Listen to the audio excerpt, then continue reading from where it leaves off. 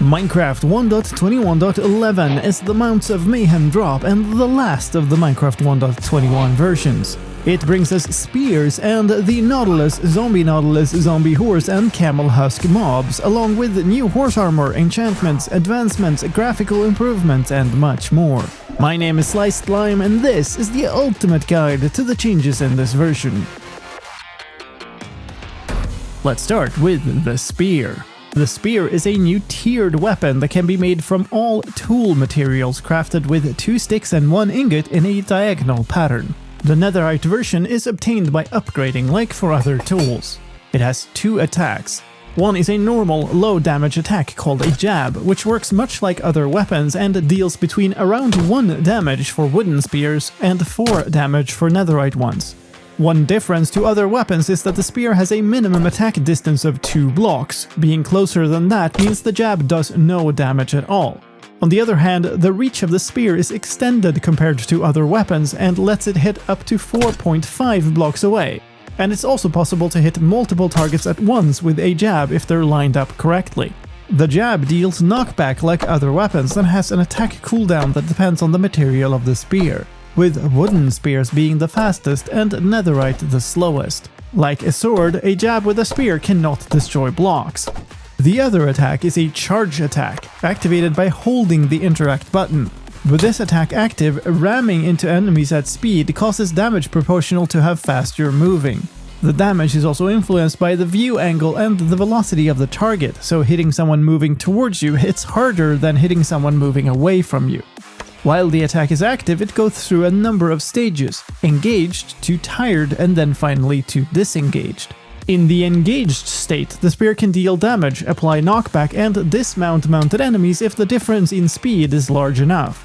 The tired state is indicated by the spear rotating to a vertical position and starting to shake.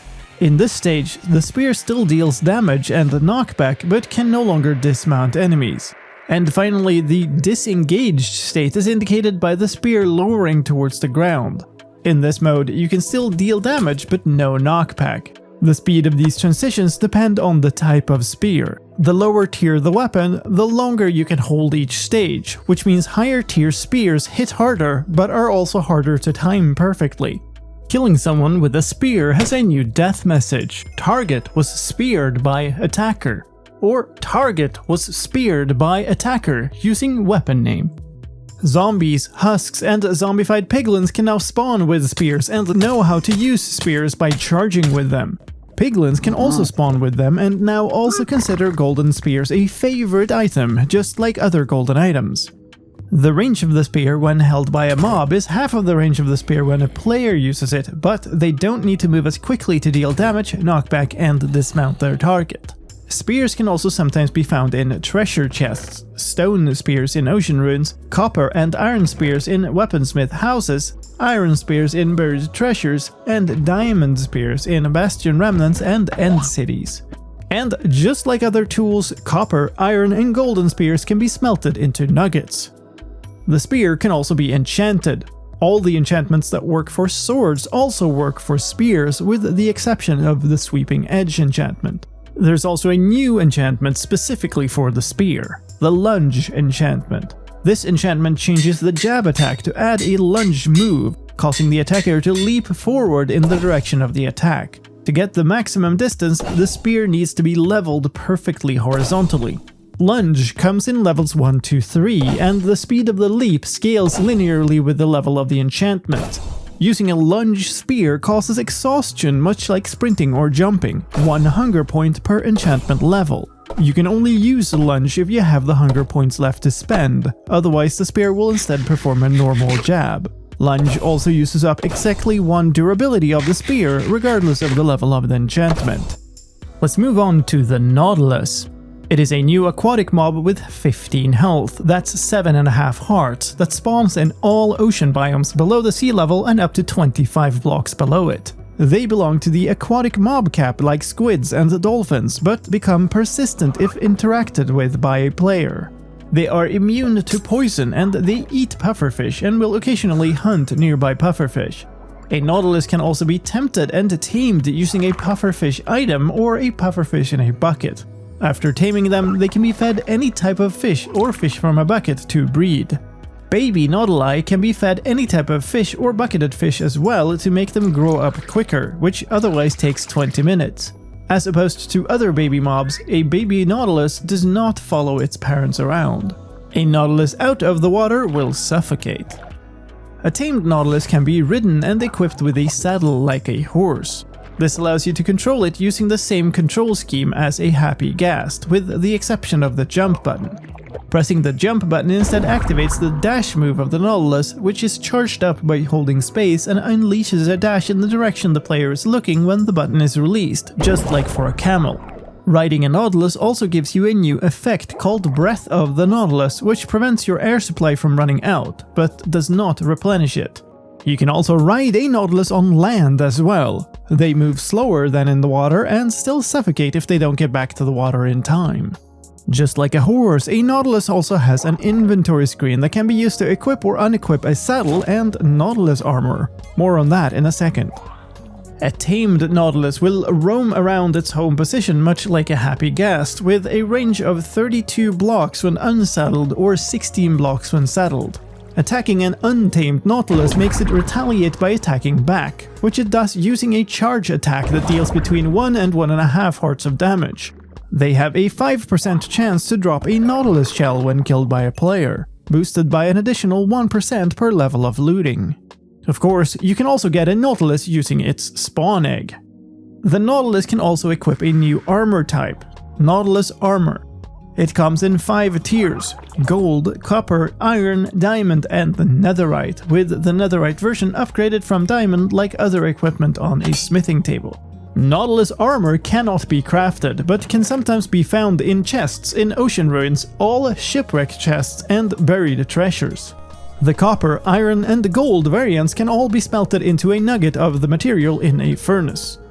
There's also an undead variant of the Nautilus, the Zombie Nautilus. Unlike other zombie mobs, the Zombie Nautilus is a neutral aquatic mob that does not attack on sight. It has 15 health and drops between 0 and 3 rotten flesh when killed, but only on a player kill, or more when using looting. Like the regular Nautilus, they're also immune to poison and sometimes hunt pufferfish.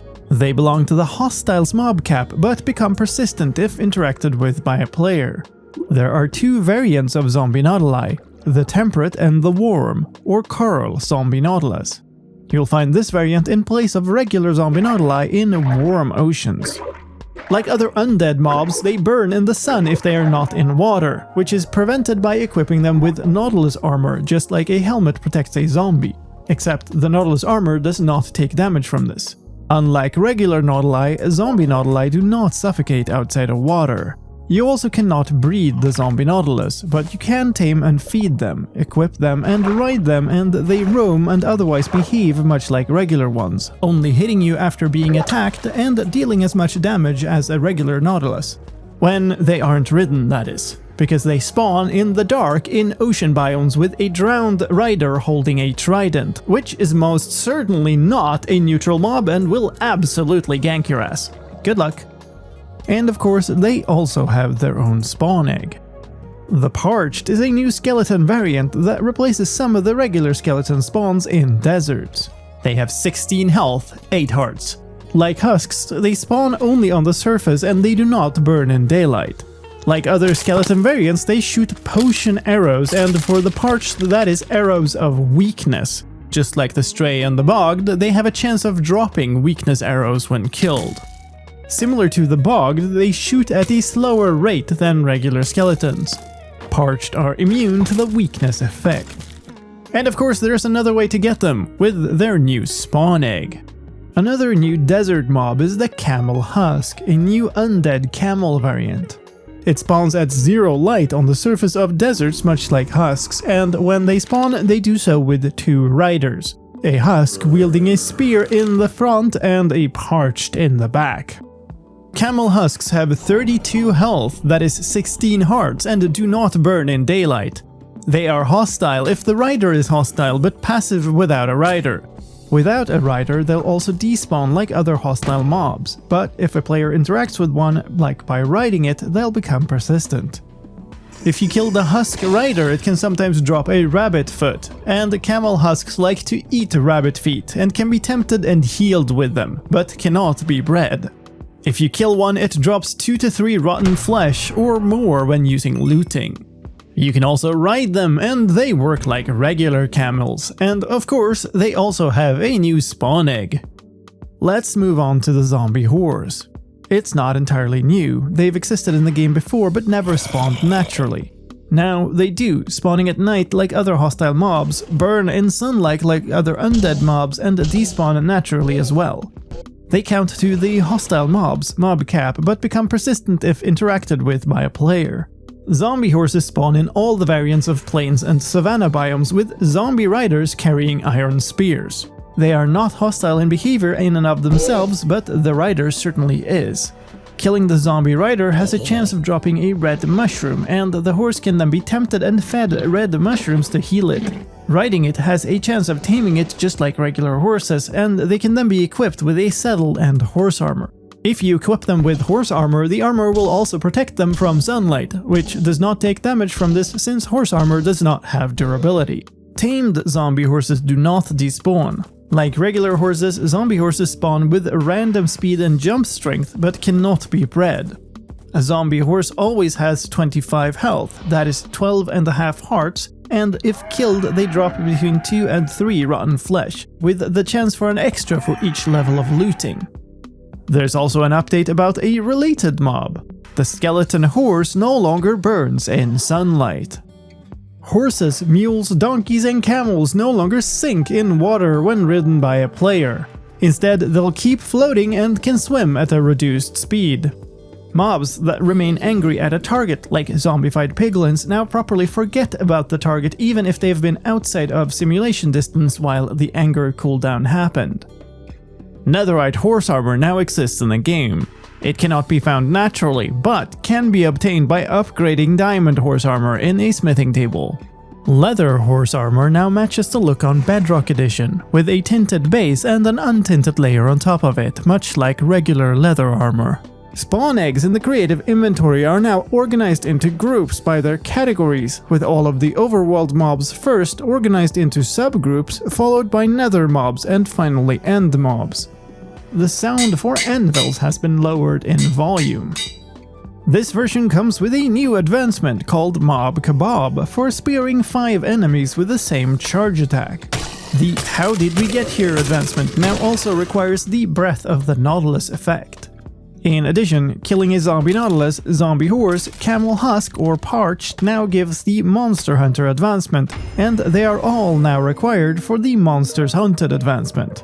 Best Friends Forever now triggers when taming any of the new mobs, and breeding a Nautilus now grants the Parrots and the Bats, and is now required for 2x2. Items no longer bob up and down when their durability changes, like when losing durability from an attack or being repaired by mending. Music discs no longer sometimes spawn inside the jukebox when taking them out, and comparators now update properly when a music disc is taken out of a jukebox after it has finished playing. Piercing arrows no longer face through mobs that are in the same block. And flying through vines of different types no longer cancels the flight. In visual news, chunks now fade in when they load instead of popping into existence. The fade time can be controlled by a new slider in the graphics options, off as the minimum value and 2 seconds as the maximum. The fog in the Nether has been changed from previously being somewhat dependent on render distance to now always applying in a range from 10 to 96 blocks away. Items in the game no longer have gaps along the seams between different surfaces. The movement and positions of clouds is now based on the world time, which means they remain in the same place when logging in and out, and show in the same place for all players on a server. All blocks now use MIP maps, which means some blocks like vines, rails, and the glass blocks will now look better at a distance.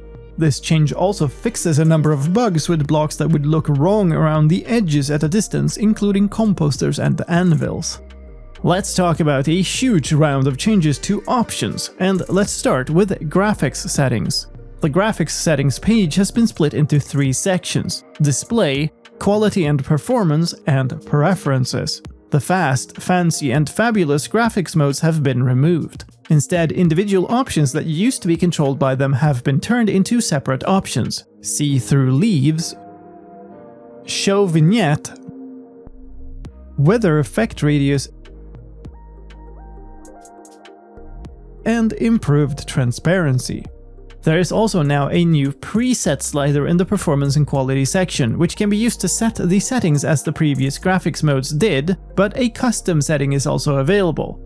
Note that changing this slider changes more than only the graphics options that were previously tied to the graphics mode, much like the graphics presets of any other game. The default for new installations will be the Fancy preset, although any existing installations will be upgrading to use Custom. There's now a new graphics option called Texture Filtering, picked between None, RGSS, and Anisotropic, where RGSS is short for Rotated Grid Super Sampling. Turning this option on improves the visual quality of blocks when viewed from a distance or at an angle. Anisotropic is a hardware-based filter that also enables another setting for its quality: 2x, 4x, or 8x. This uses more graphics memory but otherwise doesn't have much performance impact. Picking RGSS here has a higher performance impact but is supported on all systems, whereas anisotropic filtering does nothing on systems where it's not supported. When the see-through leaves setting is turned off, the black pixels are now instead dark green. This comes together with a performance optimization for those same leaves, which means the performance improvement of turning off the see-through leaves is now more substantial as the internal faces between leaves no longer get rendered.